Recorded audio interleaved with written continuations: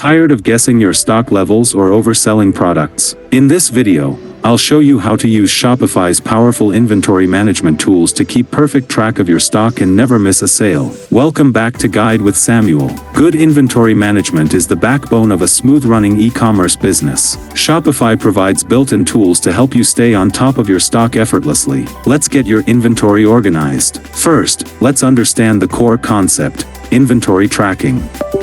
For each product variant in your store, you can enable inventory tracking. You'll find this in the product editor, under the Inventory section. Simply select Shopify tracks this variant's inventory and enter your starting quantity. Your main hub for inventory is the Products section. Here, you can see a list of all your items with their current stock levels. You can quickly filter to see only low stock items or out of stock products, which is perfect for knowing what needs reordering. Now, let's talk about inventory adjustments.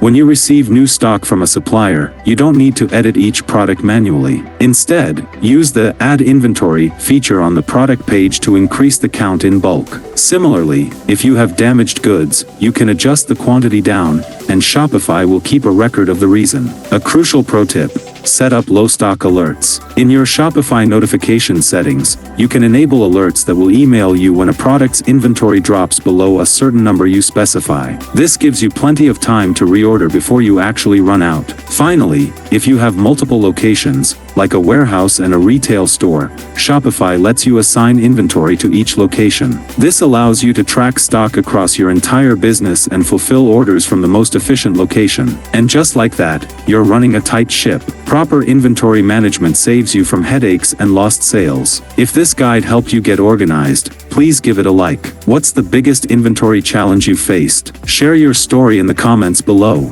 To learn another time-saving trick, subscribe for our next video on how to duplicate a product in Shopify. Thanks for watching.